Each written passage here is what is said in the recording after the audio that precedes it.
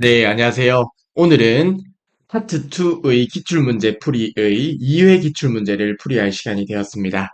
자, 오늘도 힘차게 기출문제를 풀이해 보도록 하겠습니다. 자, 바로 1번 문제 보도록 할게요. 자, 1번 문제입니다. 다음 중 컴퓨터 및 정보기기에서 사용하는 펌웨어에 관한 설명으로 옳은 것은 이라고 하네요. 자, 저희가 펌웨어는 파트 1에서 학습을 했었죠. 관련 개념을 간단하게 살펴보고 1번 문제를 바로 풀어보도록 하겠습니다. 자, 펌웨어입니다. 저희가 파트 1에서 학습했던 부분이에요. 펌웨어, 하드웨어의 동작을 지시하는 소프트웨어지만 하드웨어적으로 구성되어 있는 게 바로 펌웨어입니다. 즉, 하드웨어와 소프트웨어의 중간적 성격이 있는 게 펌웨어가 됩니다. 그래서 펌웨어는 약간 그런 사람도 아니고 생선도 아닌 인어공주 같은 느낌으로 하드웨어와 소프트웨어의 중간적 성격이 있는 친구가 펌웨어가 됩니다. 그리고 펌웨어는 주로 롬에 저장이 돼요. 그래서 반영구적으로 저장이 되어 하드웨어를 제어하고 관리하는 역할을 하는 게 펌웨어고요. 그리고 소프트웨어의 업그레이드만으로 기능을 향상시킬 수 있습니다. 자, 저희가 사용하는 노트북에도 펌웨어들이 다 있어요. 그래서 노트북에서 펌웨어를 업그레이드 하기만 하더라도 기능을 향상시킬 수 있습니다. 자, 아무튼 펌웨어 관련 개념을 저희가 파트 1에서 봤던 내용을 간단하게 리뷰해 보았는데요. 바로 1번 문제 보도록 하겠습니다. 자, 보기 1번입니다. 주로 하드디스크의 부트 레코드 부분에 저장된다고 하는데 우선 보기 1번이 잘못되었다. 그쵸? 자, 저희가 컴퓨터에서 중앙 처리 장치인 CPU가 있었고요. 그리고 주기억 장치를 배웠었습니다. 그쵸? 주기억 장치에는 롬과 램이 있었습니다. 그리고 보조 기억 장치가 있죠. 보조 기억 장치의 대표적인 예로는 하드디스크가 있고요. 그리고 SSD가 있습니다.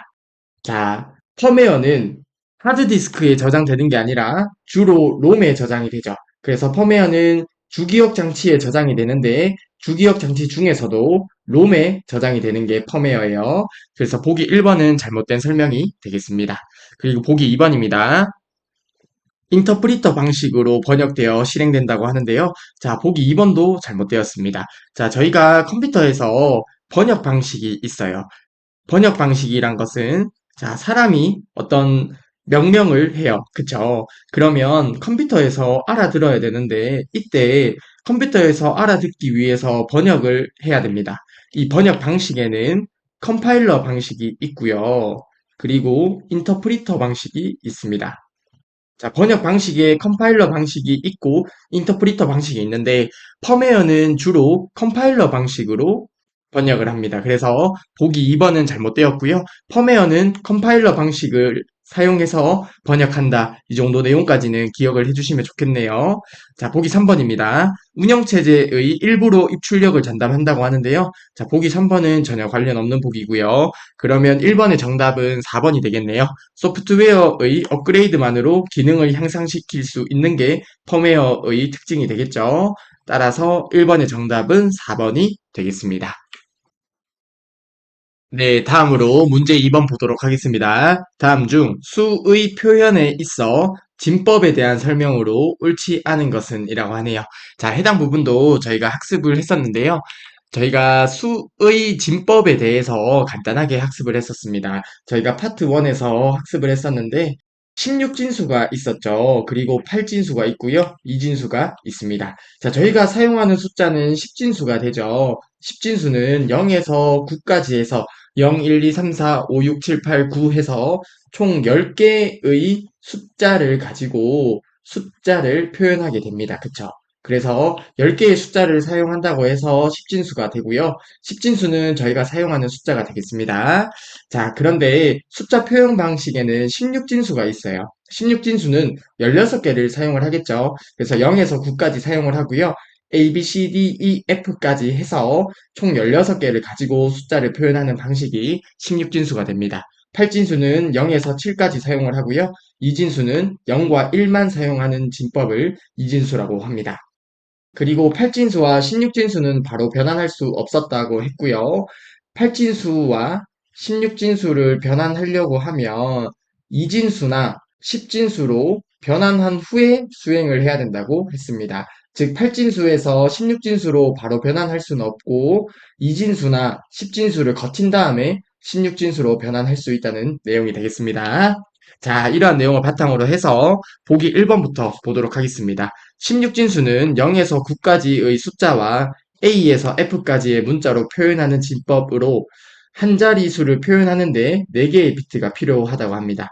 자, 우선 보기 1번은 맞는 설명이죠. 자, 16진수는 0에서 9까지 숫자와 문자 A, B, C, D, E, F까지 해서 총 16개를 사용을 해서 숫자를 표현하게 되고요.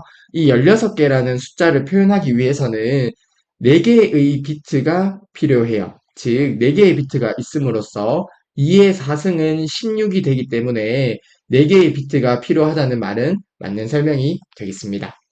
그리고 보기 2번 보도록 하겠습니다.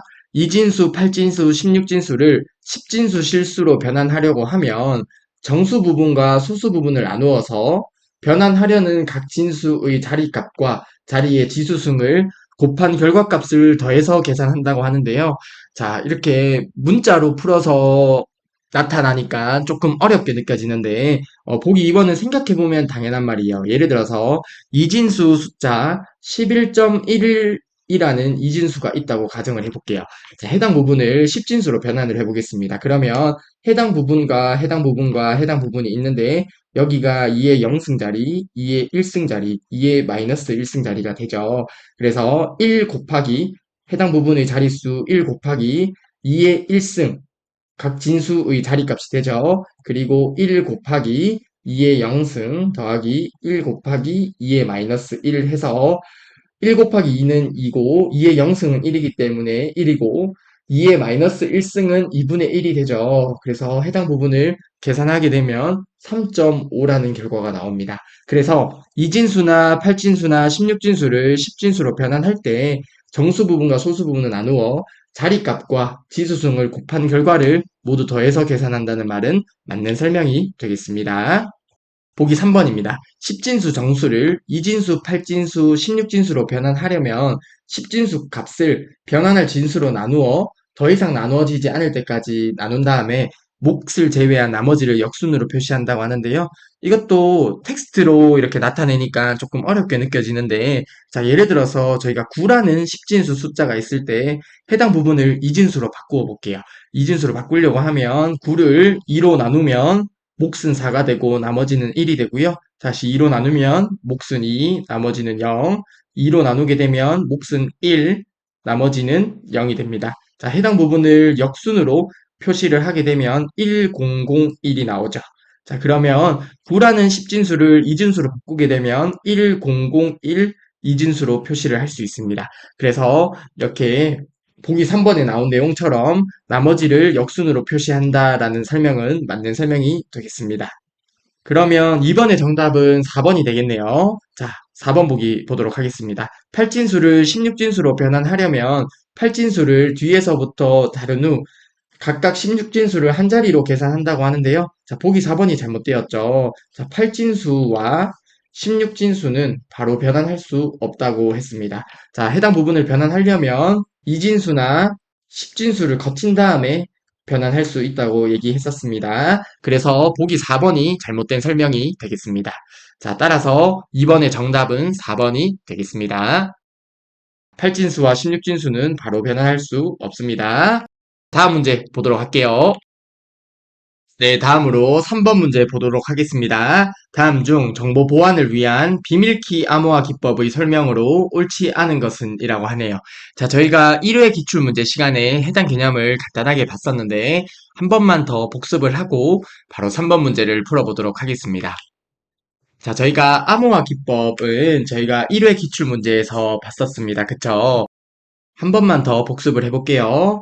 자, 암호화가 필요하고요. 그리고 암호화된 것을 복호화할 때가 있을 거예요. 그쵸? 자, 그러면 암호화를 하고 복호화를 하는데, 자, 암호화할 때 키를 공개하는 방식이 있고요. 암호화할 때 키를 비밀로 하는 방식이 있습니다. 자, 공개하는 방식은 공개키 방식이 되고요. 비밀로 하는 방식은 비밀키 방식이 되겠습니다.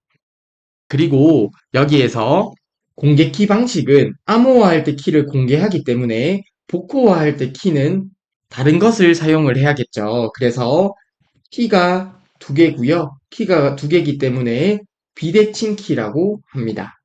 이와 반대로 비밀키 방식은 암호화할 때 키를 공개하지 않고 복호화할 때 키도 당연히 공개하지 않죠. 그래서 두 개를 동일한 것을 사용을 해요. 그래서 키가 한 개고요. 다른 말로는 대칭키라고 합니다.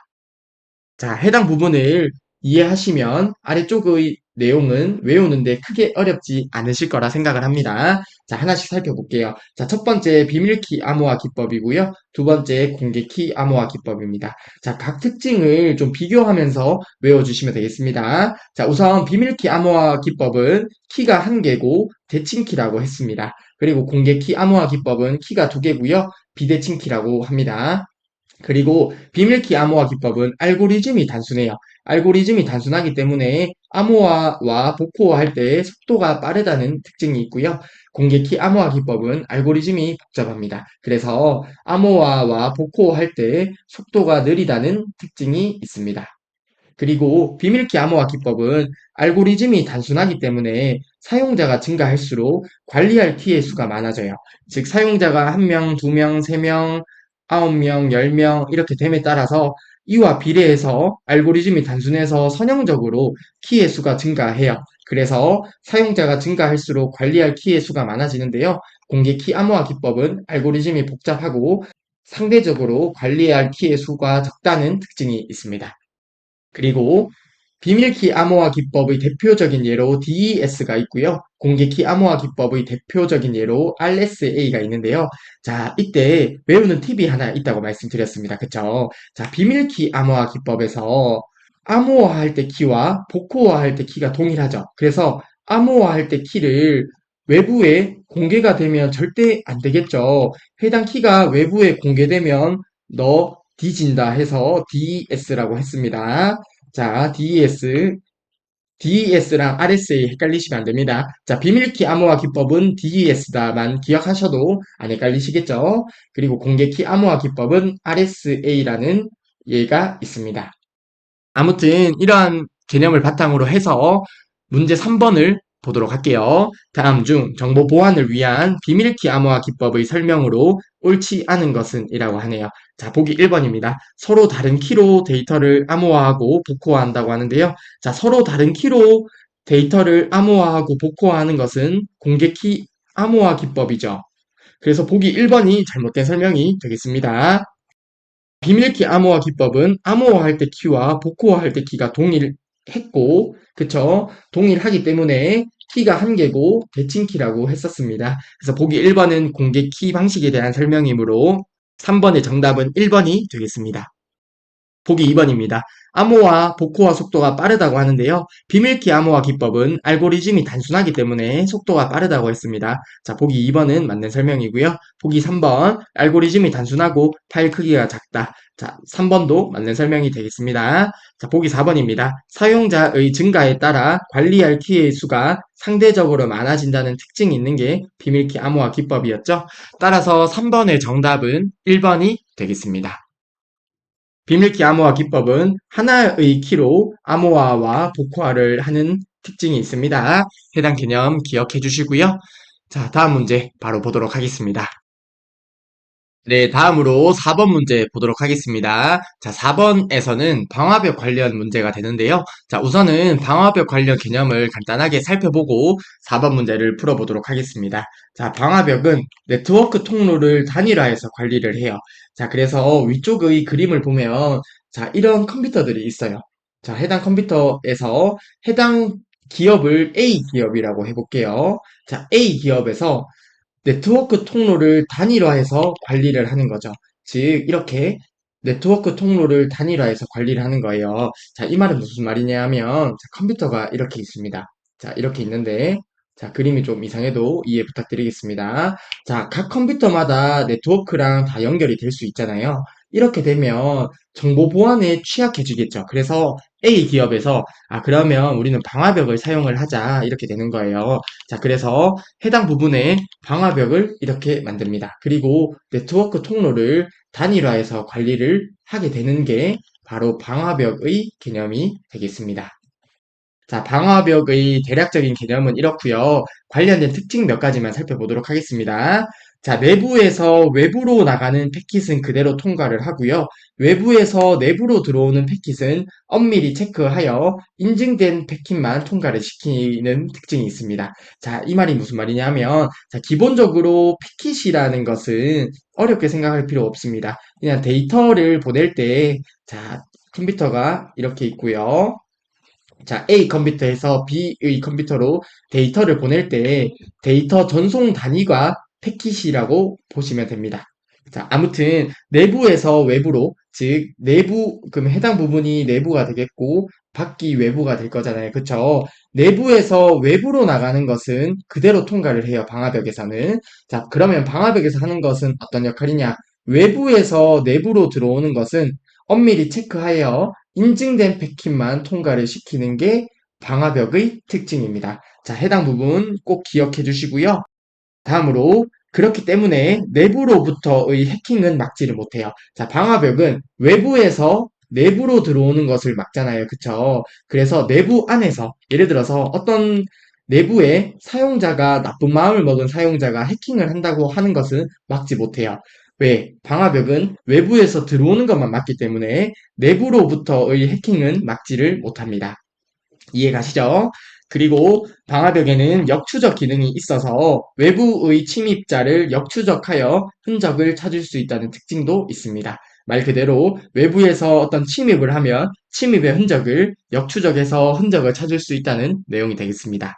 자, 방화벽 관련 개념 숙지해 주시면 좋을 것 같습니다. 자, 이제 문제 4번 보도록 하겠습니다. 다음 중 시스템 보안을 위해 사용하는 방화벽에 대한 설명으로 적절하지 않은 것은 이라고 하네요.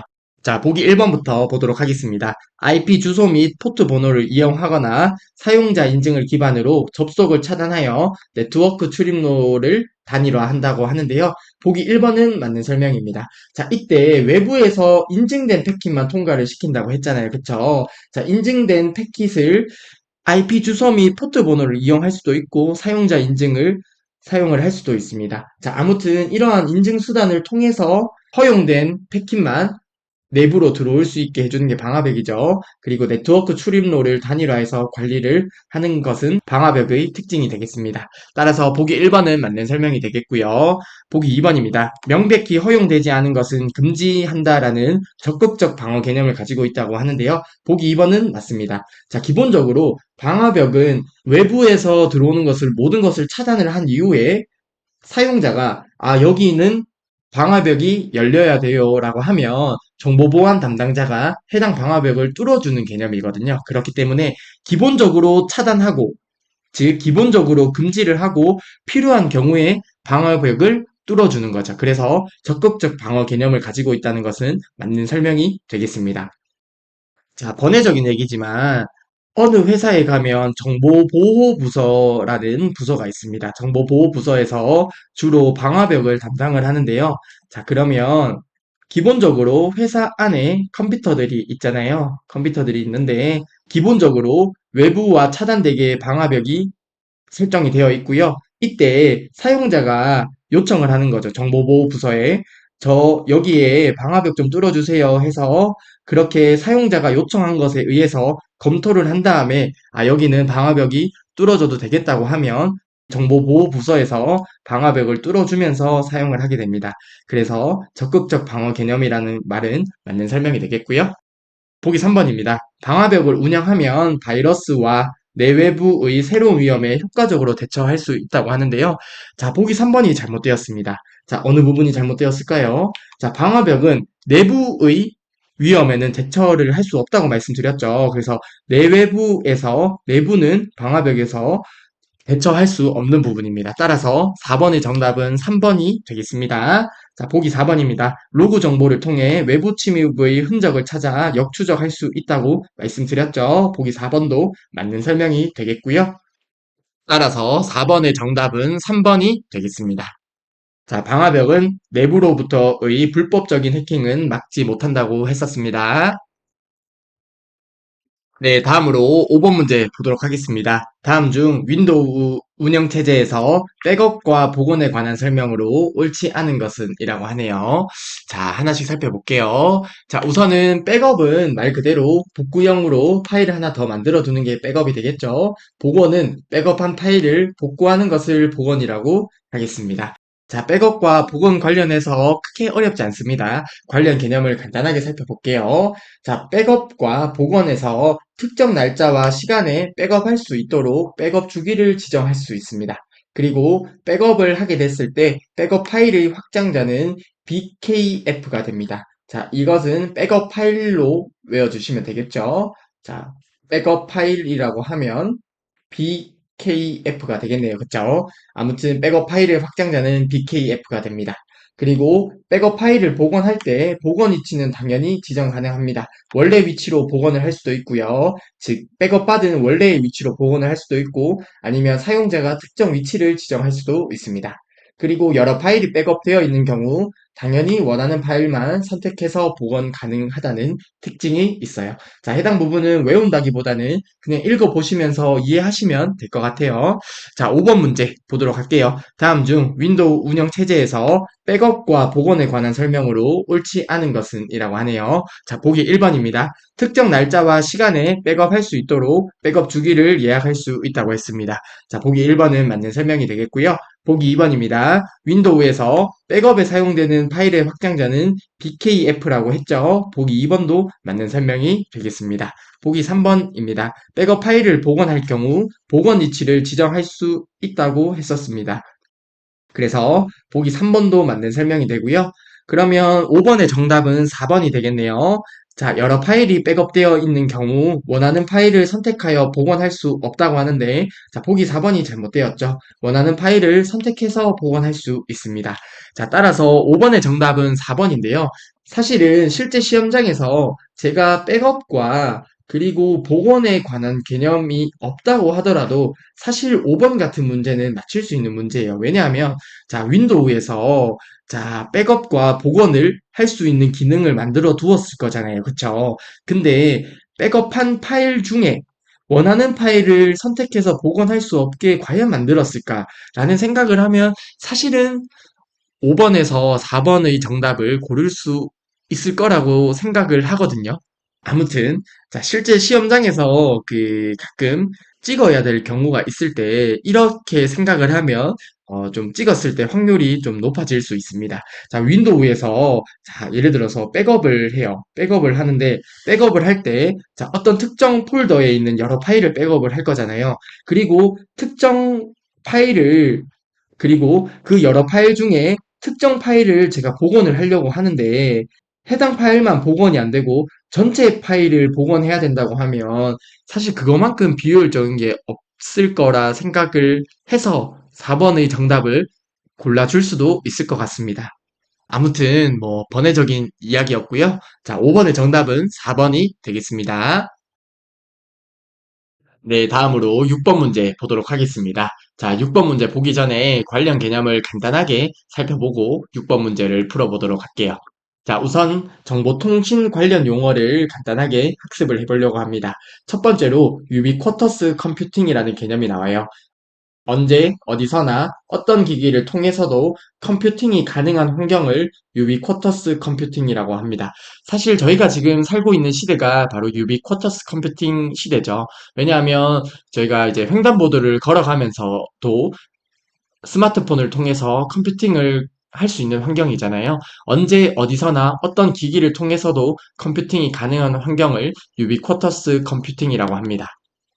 그리고 사물 인터넷 IoT라고 하는데요. IoT의 약자는 인터넷 오브 띵스가 됩니다. 어떤 의미인지 살펴보겠습니다. 세상에 존재하는 모든 사물을 네트워크로 연결해서 인간과 사물, 사물과 사물 간 언제나 서로 소통할 수 있는 환경을 사물 인터넷 IoT라고 합니다. 자, 대표적인 예가 KT의 기가진이, SKT의 누구, 카카오의 헤이 카카오 같은 것들은 사물 인터넷을 활용한 대표적인 예라고 보시면 되겠습니다.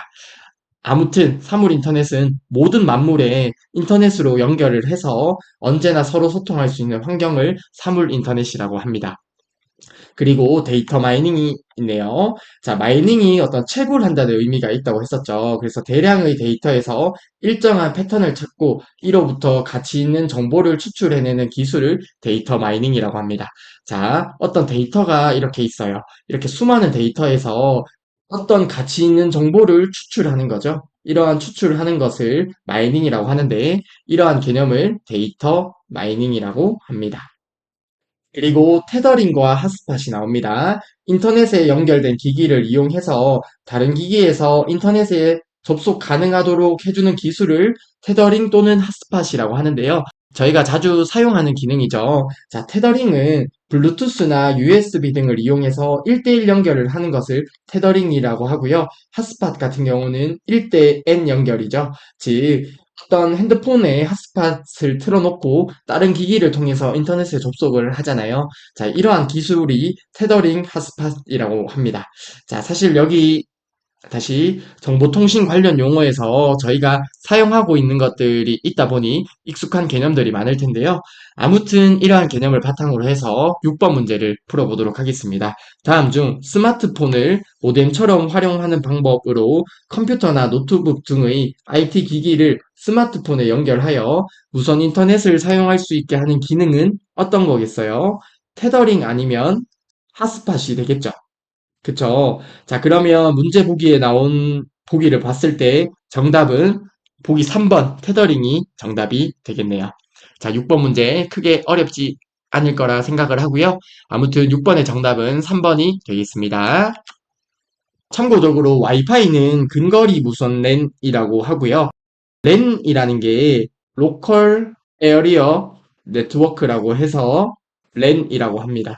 즉 근거리 통신망이라는 의미죠. 그래서 와이파이는 근거리 무선 랜이라고 보시면 되고요. 블루투스는 두 장치를 무선으로 연결하는 것을 의미하죠. 자, 블루투스도 저희 자주 사용하잖아요. 그쵸? 익숙한 개념일 거라 생각합니다. 그리고 와이브로는 무선 광대역 서비스라고 하는데요. 그냥 이런 게 있구나 정도만 봐주시면 될 것 같고요. 뭐 와이브로가 무선 광대역 서비스다 이렇게 외울 필요까지는 없다고 말씀드리고 싶네요. 아무튼 정보통신 관련 용어, 해당 용어 정도는 기억을 해주시면 좋을 것 같습니다. 6번의 정답은 3번이고요. 다음 문제 보도록 하겠습니다. 네, 다음으로 7번 문제 보도록 하겠습니다. 자, 네트워크 관련 장비가 나왔는데요. 저희가 파트 1에서 학습한 부분을 간단하게 복습을 하고 7번 문제를 풀어보도록 하겠습니다. 자, 저희가 네트워크 관련 장비를 파트 1에서 학습을 했었습니다. 그쵸? 네트워크 관련 장비도 시험 문제에 종종 출제되는 개념이기 때문에 해당 개념을 숙지할 필요가 있는데요. 간단하게 살펴보도록 하겠습니다. 자, 우선은 라우터가 나오네요. 가장 최적의 IP 경로를 설정하여 전송하는 장치가 라우터입니다. 자, 라우터, 루트라고 하면 길이라고 하죠. 그래서 라우터라고 하면 어떤 길을 찾아주는 사람, 이렇게 기억을 하시면 외우기 쉽다고 말씀을 드렸습니다. 자, 아무튼 길을 찾아주는 사람이죠. 그래서 가장 최적의 IP 경로를 설정하여 전송하는 장치가 라우터가 되고요. 그리고 리피터입니다. 전송 과정 중에 약해진 디지털 신호를 증폭시켜 다음 구간으로 전송하는 장치가 리피터인데요. 디지털 신호를 증폭시켜주는 장치가 리피터입니다. 자, 리피터, 리핏이라는 영어 단어가 어떤 반복이라는 의미가 있잖아요.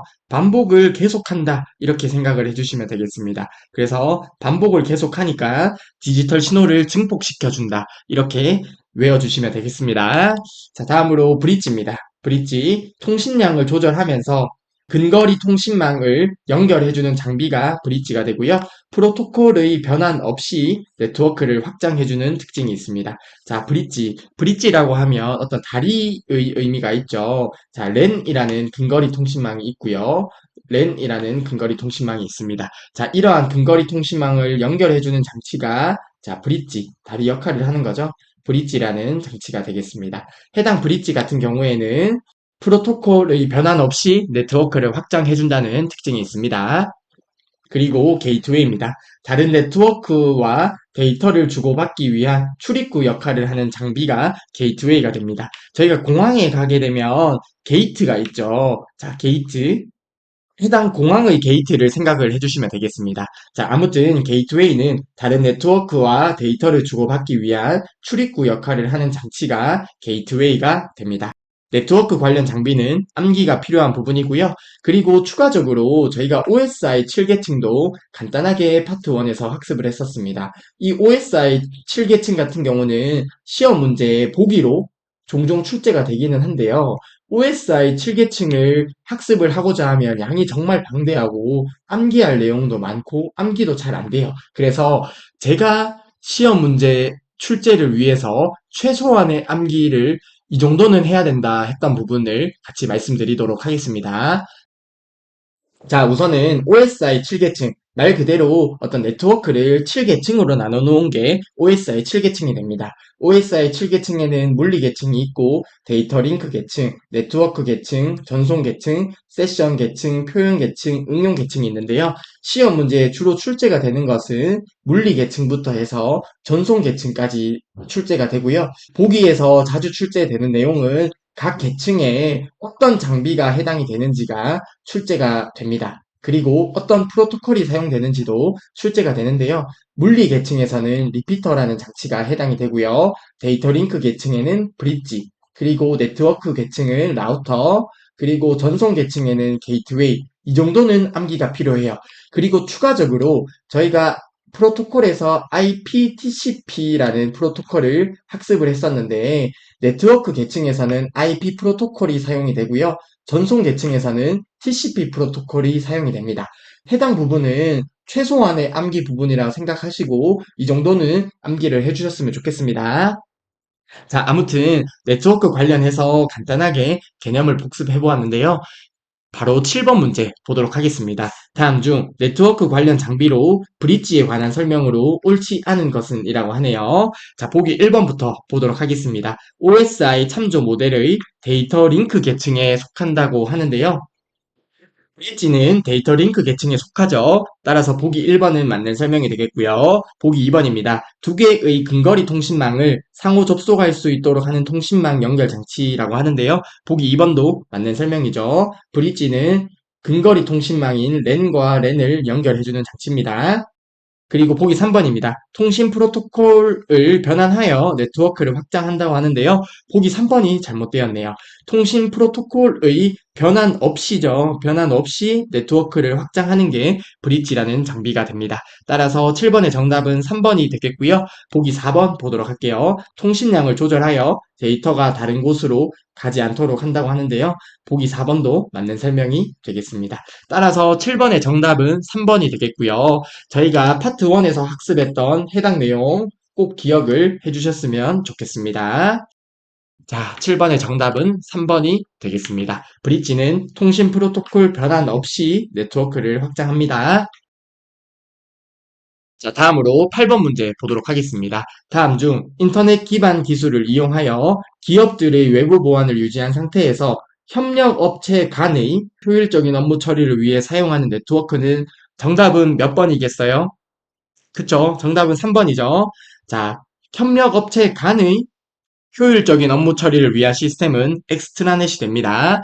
8번의 정답은 3번이 되겠고요. 자, 저희가 파트 1에서 간단하게 살펴봤었는데 인트라넷과 엑스트라넷이 있습니다. 인트라넷은 인터넷 기술을 이용하여 조직 내부의 업무를 위한 시스템이 인트라넷이에요. 즉, 인트라넷은 조직 내부의 A라는 기업 내부의 업무 수행을 위한 시스템이 인트라넷이 되고요.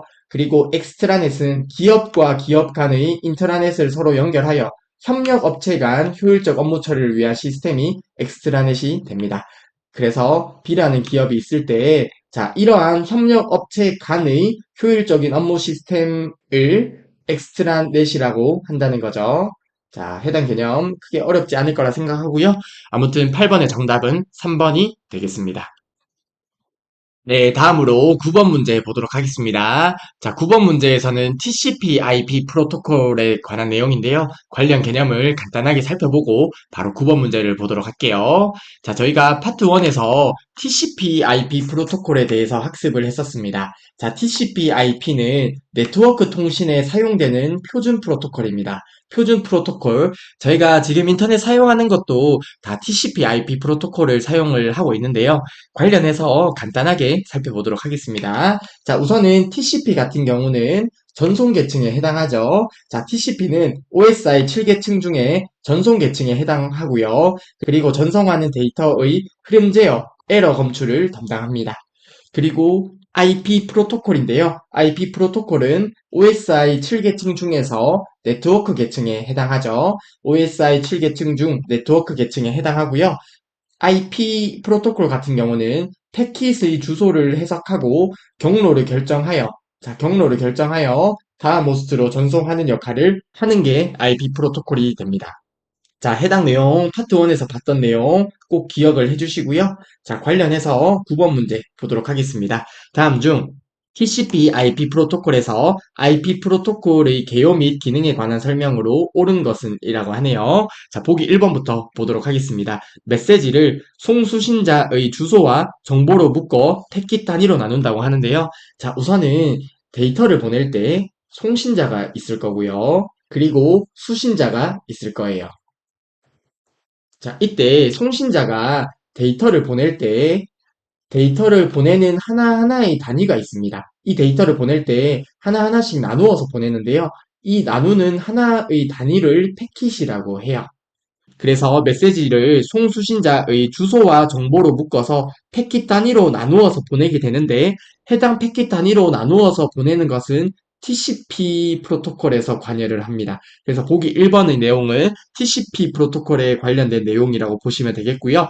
보기 2번 보겠습니다. 패킷 주소를 해석하고, 자, 주소를 해석하고 경로를 결정하는 것은 IP 프로토콜에 관한 설명이 되겠죠. 자, 그래서 보기 2번이 9번의 정답이 되겠고요. 보기 3번도 한번 보도록 하겠습니다. 전송 데이터의 흐름을 제어하고 데이터의 에러를 검사하는 것은 TCP 프로토콜에 관련된 설명이 되겠습니다. 보기 4번 OSI 7계층에서 전송 계층에 해당하는 것은 TCP 프로토콜에 관한 설명이죠. 그래서 문제에 제시된 IP 프로토콜에 관련된 내용은 보기 2번이 정답이 되겠습니다. 패킷 주소를 해석하고 경로를 결정하는 것은 IP 프로토콜에서 담당을 합니다. 자, 따라서 9번의 정답은 2번이 되겠고요. 패킷 주소를 해석하고 경로를 결정하여 다음 호스트로 전송하는 것은 IP 프로토콜에 관한 설명입니다. 자, 해당 내용 파트 1에서 봤던 내용 기억해 주시면 됩니다. 자, 아무튼 9번의 정답은 2번이 되겠고요. 다음 문제 보도록 하겠습니다. 네, 다음으로 10번 문제 보도록 하겠습니다. 자, 10번 문제 보게 되면 MPEG 표준에 관해서 묻는 문제가 되겠습니다. 자, 저희가 파트 1에서 간단하게 학습을 했었는데 관련 개념을 간단하게 살펴보도록 하겠습니다. 자, MPEG이라는 전문가 그룹이 있다고 했습니다. 자, MPEG이라는 그룹에서 멀티미디어의 규격을 제정했어요. 규격을 제정, 즉 어떤 규격을 정한 게 되겠죠. 엠팩 그룹에서 정한 규격을 엠팩 규격이라고 합니다. 그래서 엠팩 규격으로 해서 아래쪽에 이러한 내용들이 있는데요. 간단하게 살펴보도록 하겠습니다. 번외적인 얘기지만 제가 대학교 다닐 때 그런 생각을 해봤던 적이 있습니다. 어떤 전문가 그룹, 그리고 어떤 인물들이 만든 학습 이론이 있잖아요. 어떤 이론들. 그러면 제가 한 100년 전에만 태어났으면 학습할 부분이 적지 않았을까? 그리고 100년 뒤에 태어난 친구들은 학습할 내용이 더 많지 않았을까? 뭐 이런 생각을 해본 적이 있는데요. 학습을 최대한 적게 하고 싶은 마음에 그런 생각을 했었던 것 같습니다. 아무튼 정말 번외적인 이야기였고요. 바로 엠팩 규격을 보도록 하겠습니다. 자, 엠팩이라는 단체에서 멀티미디어 규격을 정한 게 엠팩 규격이라고 하는데요. 엠팩 1이 있고, 엠팩 2가 있고, 엠팩 4가 있고요. 엠팩 7이 있고, 엠팩 21이 있습니다. 자, 시험 문제에서 자주 출제되는 개념은 아니지만 출제가 되면 엠팩 7이나 엠팩 21에서 종종 출제가 됩니다. 그래서 해당 부분을 기억을 해주시면 될 것 같고요. 그래도 전체적으로 한번 살펴보도록 하겠습니다. 자, 엠팩 1은 비디오, CD, MP3와 관련이 되고요. 해당 부분의 화질을 계산한 게 엠팩 2가 되겠습니다. 엠팩 2는 화질을 계산해서 고화질 TV, 위성방송 DVD와 관련된 개념이고요. 엠팩 2의 압축률을 개선한 게 엠팩4가 됩니다. 그래서 압축률을 개선했기 때문에 멀티미디어 통신, 화상 통신에 얼마나 많은 용량이 들어가겠어요. 그쵸? 아무튼 압축률을 개선해서 엠팩4, 엠팩4 같은 경우는 멀티미디어 통신, 화상 통신이 가능하게 한 규격이고요. 다음으로 엠팩7 같은 경우는 이제 멀티미디어 검색, 전자상거래에 사용하는 게 엠팩7 규격이 됩니다. 마지막으로 엠팩21은 위의 엠팩 기술을 통합해서 이러한 엠팩 기술들을 통합해서 디지털 콘텐츠의 제작, 유통 등 전 과정을 관리하는 기술이 엠팩21이 되겠습니다. 자, 아무튼 엠팩 규격에 대해서 살펴봤는데요. 자, 10번 문제 바로 보도록 할게요. 다음 중 디지털 콘텐츠의 생성, 거래, 전달, 관리 등 전체 과정이라고 하면 엠팩 21이 되겠네요. 자, 아무튼 전체 과정을 관리할 수 있는 기술로 멀티미디어 프레임워크의 엠팩 표준이라고 하네요.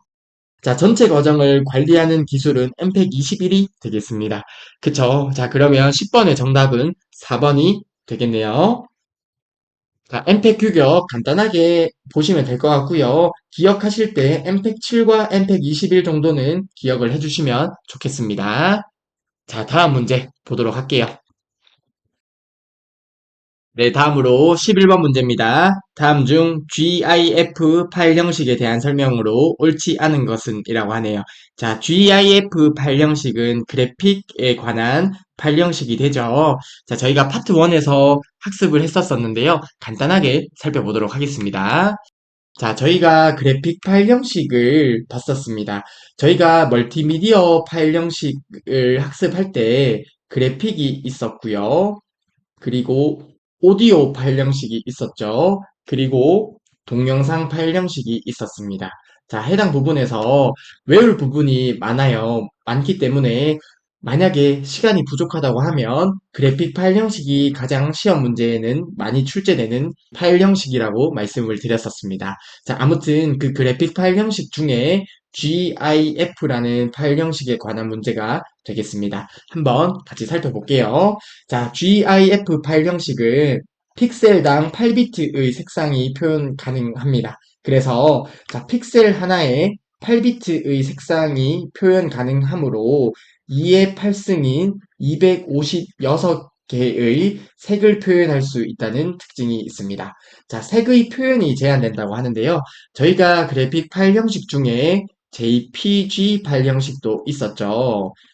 JPG 파일 형식 같은 경우는 픽셀당 24비트를 사용을 합니다. 그래서 2의 24승가지의 색을 표현할 수 있는데 거기에 비해서 상대적으로 색의 표현이 제한이 되죠.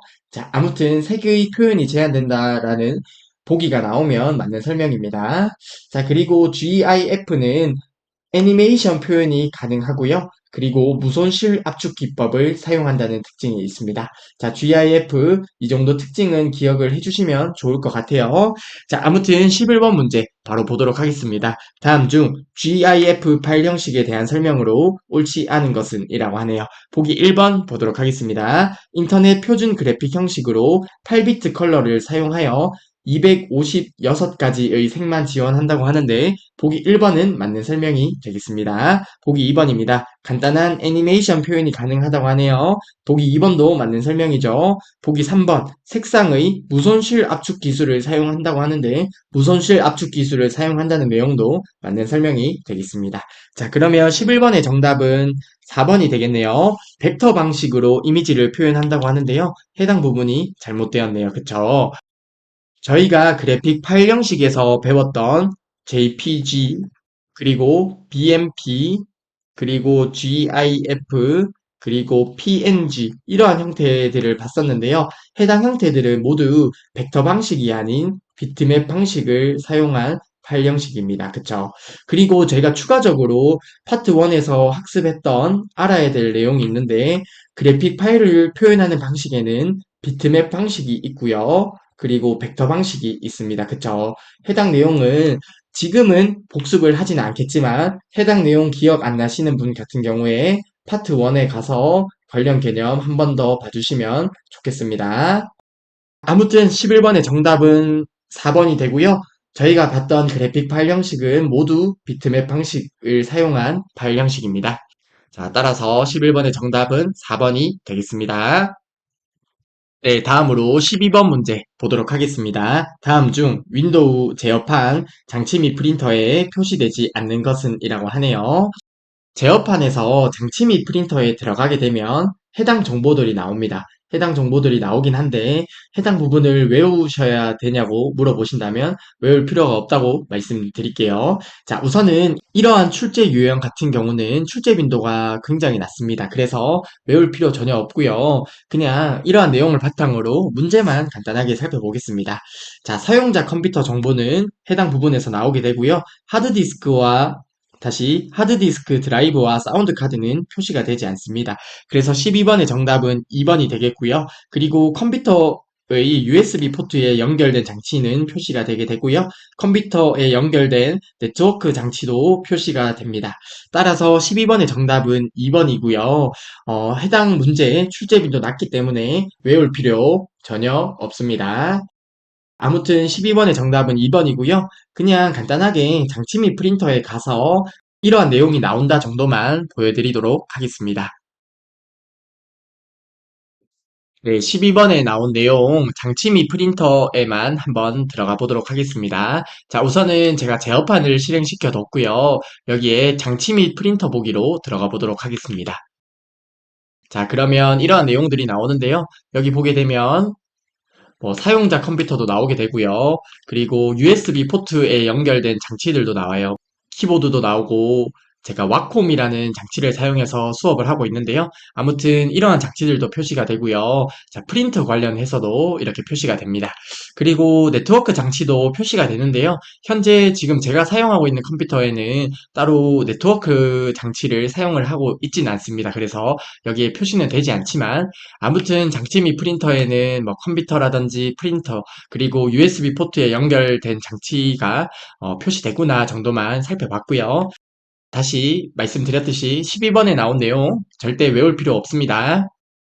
네, 다음으로 13번 문제 보도록 하겠습니다. 다음 중 컴퓨터의 제어 장치에 있는 부호기 레지스터에 관한 설명으로 옳은 것은 이라고 하네요. 자, 저희가 관련된 개념을 파트 1에서 학습을 했었는데요.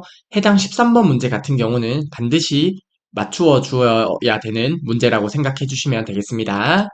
자, 13번 문제 보기 전에 저희가 파트 1에서 간단하게 봤던 내용을 리뷰를 한번 해볼게요. 자, 중앙 처리 장치를 저희가 학습을 했었습니다. 그쵸? CPU라는 장치를 학습했었는데, CPU에서 저희가 제어 장치도 학습을 했었고요. 그리고 연산 장치도 학습을 했었습니다. 자, 해당 부분은 시험 문제에 잘 출제되기 때문에 숙지를 해주셔야 됩니다. 자, 아무튼 13번에 정답을 바로 풀이를 해보겠습니다. 우선은 다음 중 컴퓨터의 제어 장치에 있는 부호기 레지스터. 자, 부호기는 해독된 명령에 따라 각 장치로 보낼 제어 신호를 생성하는 거죠. 자, 그러면 13번의 정답은 몇 번이에요? 정답은 2번이 되겠죠. 자, 보기 2번에 나오는 내용이 부호기에 관한 설명이 되겠고요. 보기 1번, 명령 레지스터에 있는 명령어를 해독하는 것은 어떤 장치에서 하죠? 명령 해독기에서 하겠죠. 명령 해독기에서 수행을 하고요. 그리고 다음 순서에 실행할 명령어의 주소를 기억하는 것은 프로그램 카운터에서 수행을 하겠네요. 그쵸?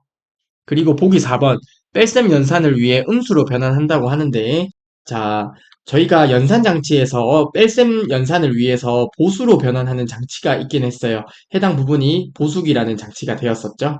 자, 아무튼, 자, 파트 1에서 학습했던 CPU, 중앙 처리 장치에서 제어 장치와 연산 장치에 해당하는 각 장치들은 숙지를 해주셔야 됩니다. 아무튼 13번의 정답은 2번이 되겠고요. 자, 다음으로 저희가 파트 1에서 학습했던 중앙 처리 장치에서 제어 장치에 대해서만 간단하게 복습을 해보도록 하겠습니다.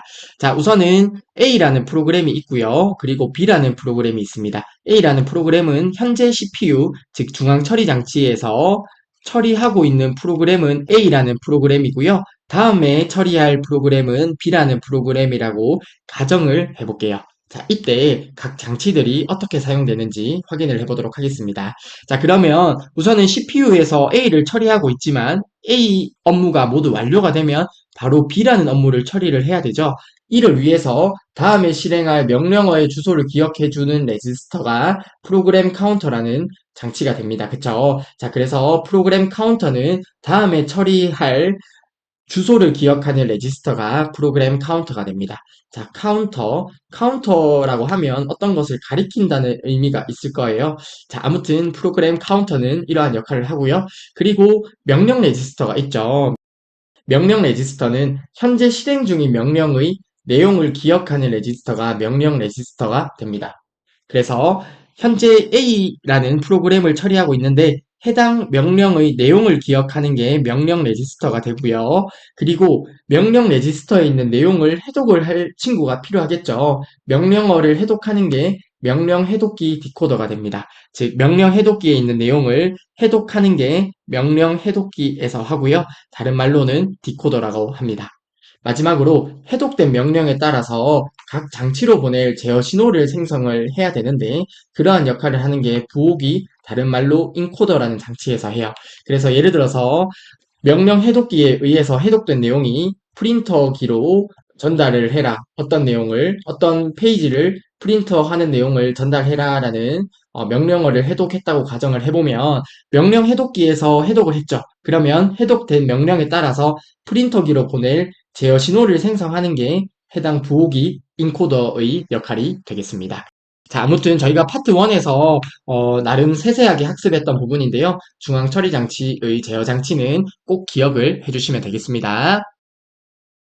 네, 다음으로 14번 문제 보도록 하겠습니다. 다음 중 윈도우에서 바로가기 아이콘에 관한 설명으로 옳지 않은 것은 이라고 하네요. 자, 저희가 바로가기 아이콘도 파트 1에서 학습을 했었는데요. 간단하게 살펴보겠습니다. 자, 바로가기 아이콘. 바로가기 아이콘을 실행하면 연결된 원본 파일이 실행되죠. 즉, 자, 해당 아이콘이 바로가기 아이콘인데요. 해당 바로가기 아이콘에 연결된 원본 파일이 있을 거예요. 그쵸? 자, 그러면 엑셀이라는 원본 파일이 위치한 곳이 있을 거고요. 해당 바로가기 아이콘을 실행하게 되면 연결된 원본 파일이 실행이 되는 거죠. 그리고 바로가기 아이콘의 확장자는 LNK입니다. 자, 링크로 기억을 해주시면 되겠습니다. 말 그대로 링크 연결되어 있는 거죠. 그리고 원본 파일을 삭제하면 당연히 바로가기 아이콘은 실행이 되지 않겠죠. 자, 왜냐하면 해당 원본 파일이 삭제되면 바로가기 아이콘을 실행하면 원본 파일이 있는 위치로 가서 실행을 하려고 하는데 원본 파일이 없으면 당연히 실행이 안 되겠죠. 그리고 하나의 원본 파일에 여러 개의 바로가기 아이콘을 만들 수 있겠죠. 예를 들어서 엑셀이라는 원본 파일이 있고요. 해당 원본 파일에 여러 개의 바로가기 아이콘을 만들 수 있을 거예요. 자, 여러 개의 바로가기 아이콘을 만들어서 A 경로, B 경로, C 경로에 위치를 시켜놓고 언제든지 실행을 할 수 있겠죠. 그리고 바로가기 아이콘에는 아래쪽에 화살표가 표시가 된다는 특징이 있습니다. 자, 바로가기 아이콘 저희가 파트 1에서 학습했던 내용인데요. 이러한 개념을 바탕으로 해서 문제를 바로 보도록 할게요. 자, 보기 1번입니다. 바로가기 아이콘을 실행하면 연결된 원본 파일이 실행되는 것은 맞는 보기죠. 보기 1번은 맞는 설명이 되겠고요. 보기 2번입니다. 파일 폴더뿐만 아니라 디스크 드라이브나 프린터에도 바로가기 아이콘을 만들 수 있다고 하는데 맞습니다. 파일이나 폴더뿐만 아니라 뭐 프린터라든지 어느 개체에던 바로가기 아이콘을 만들어 줄 수 있습니다. 그리고 보기 3번입니다. 다시 일반 아이콘과 비교하여 왼쪽 아랫부분에 화살표가 포함이 되어서 표시가 되죠. 보기 3번도 맞는 설명이 되겠고요. 따라서 14번의 정답은 4번이 되겠네요. 하나의 바로가기 아이콘에 여러 개의 원본 파일을 연결할 수 있다고 하는데 해당 설명이 잘못되었겠네요. 따라서 14번의 정답은 4번이고요. 자, 바로가기 아이콘이 있어요. 자, 바로가기 아이콘이 이렇게 화살표 모양으로 해서 바로가기 아이콘이 있는데 여기에 원본 파일을 연결을 하는 거잖아요. 그쵸? 원본 파일. 자, 예를 들어서 엑셀이라는 원본 파일을 연결을 했는데요. 자, 여기에 여러 개의 원본 파일을 연결을 하면 자, 액세스라는 원본 파일에도 연결을 했다고 가정을 해볼게요. 자, 그러면 바로가기 아이콘을 실행했을 때 어느 쪽의 원본 파일을 실행해야 되죠? 당연히 말이 안 되는 내용이죠. 그래서 하나의 바로가기 아이콘에는 하나의 원본 파일만 연결할 수 있습니다. 자, 헷갈리면 안 되겠지만 당연히 안 헷갈릴 거라 생각은 하지만 하나의 원본 파일에는 여러 개의 바로가기 아이콘은 만들 수 있죠. 자, 아무튼 14번의 정답은 4번이 되겠습니다. 네, 다음으로 15번 문제 보도록 하겠습니다. 다음 중 윈도우에서 파일이나 폴더, 프린터, 드라이버 등 컴퓨터 자원의 공유에 관한 설명으로 옳지 않은 것은 이라고 하네요. 자, 우선은 15번에서 자원의 공유에 관한 개념을 간단하게 살펴볼게요. 자, 우선은 15번 문제 같은 경우에 출제 빈도가 그리 높지는 않습니다. 그리 높진 않은데요. 사실 그리 어려운 내용도 아니라서요. 한번 간단하게 살펴보도록 하겠습니다. 자, 말 그대로 컴퓨터의 자원을 공유하는 것과 관련된 내용이에요. 자, 컴퓨터의 자원이라고 하면요. 컴퓨터에 있는 모든 것들이 컴퓨터의 하나의 자원이 될 수 있습니다. 뭐 프린터도 자원이 될 수 있고요. 그리고 파일이나 폴더 뭐 이런 것들이 모두 컴퓨터의 하나의 자원이라고 생각을 해주시면 되겠는데요. 이러한 컴퓨터의 자원을 다른 사람이 사용할 수 있도록 공유를 하는 게 말 그대로 공유의 개념이 되겠죠. 자, 그래서 아래쪽에 나온 공유에 대해서 간단하게 살펴보겠습니다. 자, 파일 탐색기에 가면 공유라는 리본 메뉴가 있습니다. 해당 리본 메뉴를 사용해서 공유를 할 수 있고요. 자, 말 그대로 공유라는 리본 메뉴에서 공유를 하겠죠. 그리고 공유 폴더에 대한 접근 권한을 사용자별로 다르게 설정할 수 있습니다. 자, 해당 부분도 사실 당연한 말인데요. 자, 제가 폴더를 공유를 하려고 해요. 자, 폴더 이름은 커말 비밀 노트라는 폴더가 있습니다. 해당 노트를 A라는 사람한테와 B라는 사람한테와 그리고 C라는 사람한테 각각 사용자별로 접근 권한을 다르게 해서 공유를 할 수 있습니다.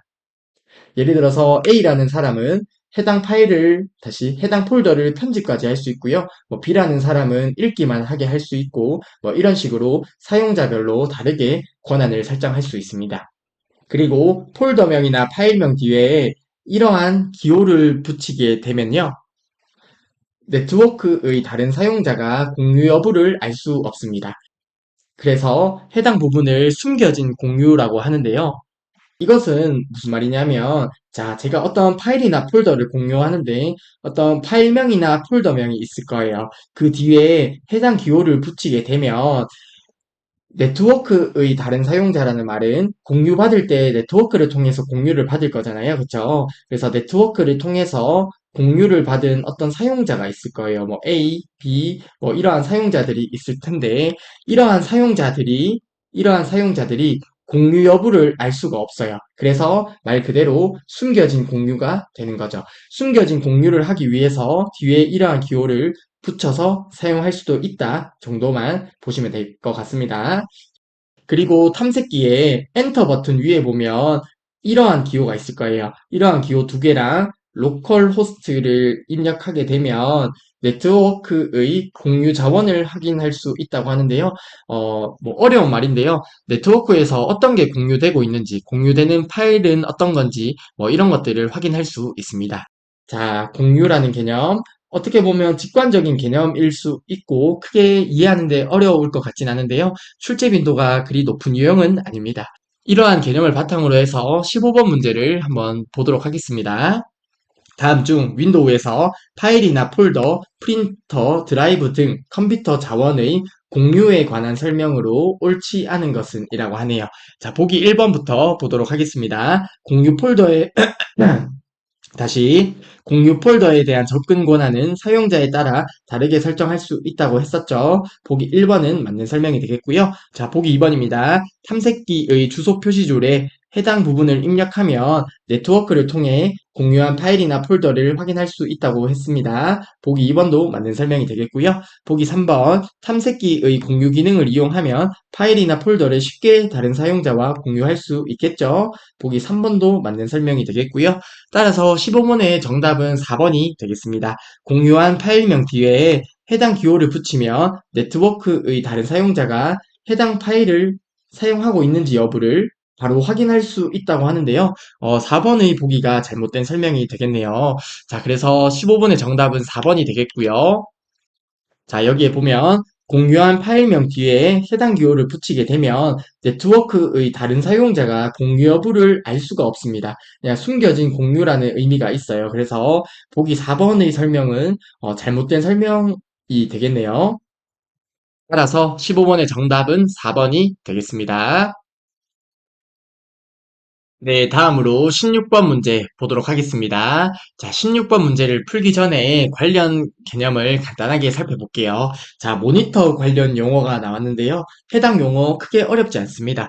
자, 간단하게 살펴볼게요. 그리고 모니터 관련 용어는 시험 문제에 자주 출제되진 않는데, 그래도 잊을만 하면 한 번씩 출제가 됩니다. 그래서 해당 용어 정도는 뭐 크게 어렵진 않으니까요. 간단하게 기억을 해주시면 좋겠습니다. 자, 하나씩 살펴볼게요. 자, 우선은 모니터의 크기가 나오는데요. 자, 저희가 사용하는 모니터가 이렇게 있다고 한번 해보겠습니다. 자, 모니터가 있을 때 모니터의 크기는 대각선의 길이를 의미해요. 자, 그래서 해당 대각선의 길이가 모니터의 크기가 됩니다. 그래서 저희가 TV를 구매하러 가면 뭐 50인치 이런 TV들 있잖아요. 50인치 TV는 이 대각선의 길이가 50인치가 된다는 얘기가 됩니다. 다음으로 픽셀입니다. 화면을 구성하는 최소 단위인데요. 픽셀의 수가 많을수록 해상도가 높아지는데, 자, 이 말은 무슨 말이냐면, 모니터는 하나하나의 점으로 이루어져 있습니다. 하나하나의 점으로 이렇게 이루어져 있는데, 해당 부분을 픽셀이라고 해요. 그래서 화면을 구성하는 최소 단위가 픽셀이 되는데요. 이 픽셀이 촘촘하면, 즉 픽셀이 이렇게 많을수록 화면의, 즉 모니터의 해상도가 높아지겠죠. 자, 아무튼 픽셀에 대해서 살펴봤고요. 그리고 점간격이라고 나오는데요. 픽셀들 사이의 공간을 점간격이라고 해요. 그래서 이 점과 점 간의 간격을 말 그대로 점간격이라고 하는 거죠. 다트 피치라고 하는데요. 뭐 영어까지는 기억하실 필요는 없을 것 같아요. 자, 아무튼 점간격이 가까울수록 점간격이 가깝다는 거는 이렇게 픽셀이 촘촘하다는 거겠죠. 자, 그래서 동일하게 점간격이 가까울수록 해상도는 올라갑니다. 그리고 해상도가 나오네요. 얼마나 선명하게 표현하는가를 의미하는데 픽셀의 수에 따라 결정된다고 하죠. 픽셀의 수가 많을수록 해상도가 높아집니다. 즉, 픽셀의 수가 많을수록 해상도가 높아지고 사실 동일한 말인데 픽셀들 사이의 공간을 의미하는 점 간격이 가까울수록 해상도가 높아지겠죠. 자, 해당 부분 뭐 크게 어려운 건 없으니 이렇게 편하게 들으면서 기억을 해주시면 되겠습니다. 다음으로 재생률이라는 개념이 나오는데요. 픽셀이 밝게 빛나는 것을 유지하도록 하기 위한 것으로 1초의 이미지를 얼마나 표시하는가를 의미한다고 합니다. 그래서 사실 모니터에서 이미지를 1초 동안 표시를 할 때 계속 1초 동안 표시가 되는 게 아니에요. 표시됐다 안 됐다 표시됐다 안 됐다 이러한 껌뻑임 현상이 있거든요. 자, 아무튼 이러한 재생률의 의미는 1초의 이미지를 얼마나 표시하는가를 의미하는 게 재생률이 돼요. 그래서 재생률이 높을수록 화면의 깜빡임이 감소를 하게 됩니다. 추가적으로 재생률이 높은 모니터를 오래 봤을 때 저희가 눈의 피로도가 줄어들어요. 아무튼 이러한 모니터 관련 용어를 바탕으로 해서 16번 문제를 보도록 하겠습니다. 다음 중 출력 장치인 디스플레이 어댑터와 모니터에 관련된 용어의 설명으로 옳지 않은 것은 이라고 하네요. 보기 1번입니다. 픽셀, 화면을 이루는 최소 단위로서 같은 크기의 화면에서 픽셀 수가 많을수록 해상도가 높아진다고 했었죠. 보기 1번은 맞는 설명이 되고요. 보기 2번 해상도, 모니터 화면의 픽셀 수와 관련이 있죠. 픽셀 수가 많을수록 표시할 수 있는 색상의 수가 증가한다고 하는데요. 자, 우선 보기 2번이 잘못되었네요. 픽셀의 수가 많아질수록 해상도가 높아지는 거예요. 즉, 선명하게 표시가 되는 거지 색상의 수와는 관련이 없습니다. 따라서 보기 2번이 잘못된 설명이 되겠고요. 보기 3번입니다. 점 간격, 픽셀들 사이의 공간을 나타내는 것으로, 즉 픽셀이랑 픽셀 사이의 공간을 점 간격이라고 한다고 했었죠. 간격이 가까울수록 영상이 선명하겠죠. 즉 간격이 가깝다는 말이 픽셀이 많다는 얘기랑 동일한 내용이 되잖아요. 그쵸? 그리고 보기 4번입니다. 재생률, 픽셀들이 밝게 빛나는 것을 유지하기 위한 것으로 재생률이 높을수록 모니터의 깜빡임이 줄어든다고 했습니다. 따라서 16번의 정답은 2번이 되겠습니다. 픽셀의 수가 많을수록 해상도가 좋아지지만 색상의 수와는 무관합니다.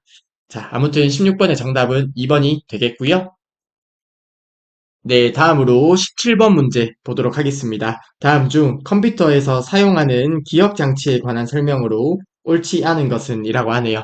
자, 저희가 관련해서 파트 1에서 간단하게 봤던 내용을 복습을 하고 17번 문제를 풀어보도록 하겠습니다. 자, 저희가 기타 기억 장치라고 파트 1에서 학습을 했었는데요. 기타 기억 장치 학습할 때 아래쪽에 나온 5가지를 살펴봤습니다. 자, 하나씩 간단하게 살펴볼게요. 자, 첫 번째로 캐시 메모리입니다. 캐시 메모리는 CPU 중앙 처리 장치가 있고요. 그리고 주기억 장치가 있죠. 자, CPU와 주기억 장치 사이에서 속도 차이를 계산하는 메모리가 캐시 메모리입니다. 어떤 이제 캐시템을 장착한 느낌이 나죠. 자, CPU가 처리 속도가 가장 빠르고요. 주기억 장치는 CPU보다는 처리 속도가 느립니다. 그래서 해당 CPU와 주기억 장치 사이에 위치를 하면서 속도 차이를 개선해주는 메모리가 캐시 메모리가 됩니다. 속도가 빠르고 비싼 SRAM으로 구성된다는 특징이 있었습니다. 그리고 가상 메모리입니다. 가상 메모리는 보조 기억 장치의 일부를 마치 주기억 장치처럼 사용하는 메모리 기법인데요. 자, CPU가 있고 주기억 장치가 있고요. 상대적으로 저렴한 보조기억 장치가 있습니다. 보조기억 장치의 일부를 마치 주기억 장치처럼 사용하는 기법이 가상 메모리라고 하는 기법이에요. 자, 해당 내용 기억나시죠? 그리고 연관 메모리입니다. 연관 메모리는 저장된 내용의 일부를 이용하여 기억 장치에 접근하여 데이터를 읽는 방식인데, 자, 보통 어떤 컴퓨터에서 데이터를 찾으려고 할 때 주소를 가지고 찾아요. 그쵸? 주소를 가지고 찾는데 주소가 보통 100, 100, 11과 같이 컴퓨터가 이해할 수 있는 이진수 숫자로 구성이 되는데요. 연관 메모리는 간단하게 이렇게 생각해 주시면 돼요. 자, 예를 들어서 저희가 찾으려고 하는 데이터가 애플이라고 하면 주소가 APP고요. 찾으려는 데이터가 바나나라고 했을 때 주소가 BAN인 거예요. 그래서 저장된 내용의 일부를 이용하여 기억 장치에 접근해서 읽는 방식을 연관 메모리라고 합니다. 그리고 버퍼 메모리가 나오네요. 자, 버퍼 메모리. 자, 버퍼는 컴퓨터에서 보통 임시라는 의미가 있다고 했습니다. 그래서 데이터를 임시로 저장해두는 공간이 버퍼 메모리가 되고요. 마지막으로 플래시 메모리, MP3나 디지털 카메라, USB 등에 널리 사용을 하고요. EEPROM의 일종입니다. 그래서 비휘발성 메모리가 됩니다. 자, 저희가 주기억 장치를 학습할 때 롬과 램에 대해서 학습을 했었다. 그쵸? 자, 그래서 해당 부분까지는 지금은 설명을 하진 않겠지만 롬과 램이 헷갈리시면 파트 1 가서 다시 보셔야 돼요. 자, 아무튼 플래시 메모리는 EEPROM의 일종입니다. 롬의 일종이기 때문에 비휘발성 메모리다 라는 내용 같이 기억해 주시면 되겠습니다. 자, 17번 문제 한번 보도록 하겠습니다.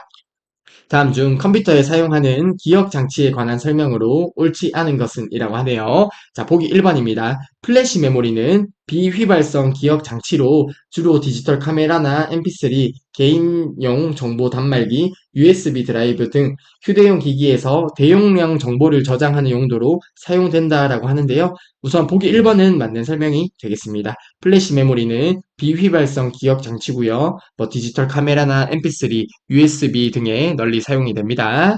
자, 플래시 메모리는 롬 중에 EEP롬의 일종이라고 했죠. 자, 아무튼 롬의 일종입니다. 그래서 비휘발성 메모리예요. 자, 다음으로 보기 2번입니다. 하드디스크 인터페이스 방식에는 EIDE, SATA, 스카시 방식이 있다고 하는데요. 자, 우선은 CPU를 봤었고, 주기억 장치, 그리고 보조 기억 장치가 있죠. 보조 기억 장치의 대표적인 예가 하드디스크가 있고요. SSD가 있습니다. 자, 아무튼 보기 2번에서 이야기하는 하드디스크가 해당 하드디스크를 이야기하는데 인터페이스가 연결이라는 의미가 있습니다. 즉, 하드디스크 연결 방식에는 EIDE, SATA, 스카시 방식이 있는데요. 그냥 이러한 방식이 있구나 정도만 기억을 해주시면 되겠고요. 참고적으로 연결할 때 SATA 방식을 가장 많이 사용하긴 합니다. 아무튼 보기 2번은 이런 게 있구나 정도 보시면 될 것 같고요. 보기 2번은 맞는 설명이 되겠습니다. 보기 3번 보겠습니다. 캐시 메모리는 CPU와 주기억 장치 사이에 위치하여 두 장치 간의 속도 차이를 줄여 컴퓨터의 처리 속도 다시 두 장치 간의 속도 차이를 줄여 컴퓨터의 처리 속도를 빠르게 하기 위한 메모리다. 맞는 설명이 되겠죠? CPU와 주기억 장치 사이에 위치하는 게 캐시 메모리입니다. 자, 마지막으로 연관 메모리가 나오네요. 자, 우선 17번의 정답은 4번이 되겠는데요. 4번 보기에서 어떤 게 잘못된지 살펴보도록 하겠습니다. 연관 메모리는 보조 기억 장치를 마치 주기억 장, 다시 연관 메모리는 보조 기억 장치를 마치 주기억 장치와 같이 사용하여 실제 주기억 장치 용량보다 기억 용량을 확대하여 사용하는 방법이라고 하는데요. 자, 보조 기억 장치를 마치 주기억 장치처럼 사용하는 기법은 가상 메모리죠. 연관 메모리에 관한 설명으로 틀렸네요. 그래서 정답은 4번이 되겠고요. 자, 연관 메모리는 저장된 내용의 일부를 이용하여 기억 장치에 접근하여 데이터를 읽는 방식이 연관 메모리가 됩니다. 자, 따라서 17번의 정답은 4번이 되겠습니다. 네, 다음으로 18번 문제 보도록 하겠습니다. 18번 문제. 다음 중 패치 버전 소프트웨어에 관한 설명으로 옳은 것은 이라고 하네요. 자, 18번 문제는 틀리면 안 되는 문제겠죠. 자, 저희가 소프트웨어의 종류에 대해서 앞서 파트 1에서 학습을 했었는데요. 자, 18번의 정답은 몇 번인가요? 18번의 정답은 3번이 되겠죠. 해당 문제는 틀리시면 안 됩니다. 자, 패치 버전, 오류 수정이나 성능 향상을 위해 프로그램 일부를 변경해주는 소프트웨어이다가 맞는 설명이 되겠습니다. 18번의 정답은 3번이 되겠고요. 저희가 앞서 파트 1에서 소프트웨어를 분류해서 용어를 학습을 했었는데요. 해당 부분을 간단하게 보면 오픈소스 소프트웨어, 프리웨어, 애드웨어, 쉐어웨어, 데모 버전, 알파 버전, 베타 버전, 패치 버전, 번들까지 있었습니다. 간단하게 살펴보겠습니다. 오픈소스 소프트웨어는 말 그대로 소스 코드까지 외부에 제공을 하는 거예요. 소스까지 제공한다. 오픈소스 소프트웨어입니다. 그래서 소스 코드를 사용자가 자유롭게 수정하거나 변경할 수 있도록 하는 소프트웨어가 오픈소스 소프트웨어고요. 다시 오픈소스 소프트웨어가 되고요. 다음으로 프리웨어입니다. 무료로 사용할 수 있는 프로그램 프리웨어고요. 애드웨어, 광고를 보는 대가로 무료로 사용할 수 있는 프로그램이 애드웨어고요. 그리고 쉐어웨어와 데모 버전이 있습니다. 자, 쉐어웨어는 기능 또는 기간에 제한을 두고 무료로 배포하는 프로그램입니다. 체험판 느낌인데요. 해당 쉐어웨어와 비슷한 게 데모 버전이죠. 정식 프로그램의 홍보를 위해서 기능 또는 기간에 제한을 두고 무료로 배포하는 프로그램인데 해당 데모 버전은 홍보가 목적입니다. 해당 부분이 차이가 있습니다. 자, 데모 버전은 홍보가 차이인데요. 제가 이거 하나 외우는 팁이라고 말씀드렸던 것 중에 하나가 자, 대구은행이라는 은행이 있죠. 대구은행 홍보대사가 있습니다. 홍보대사가 있는데요. 대학생들이 대외 활동을 하는 것 중에 은행 홍보대사 활동이 있죠. 자, 아무튼 대구은행 홍보대사를 대대홍이라고 해요. 자, 데모 버전은 홍보가 목적입니다. 자, 무식한 방법이라 생각할 수도 있겠지만 데모 버전 홍보가 목적이다. 기억을 해주시면 되겠고요. 다음으로 알파 버전. 알파 버전은 베타 테스트 이전에 자체적으로 회사 내부에서 테스트하기 위한 프로그램이 알파 버전이고요. 베타 버전은 정식 프로그램 출시 전에 테스트를 목적으로 고객에게 배포하는 프로그램이 베타 버전입니다.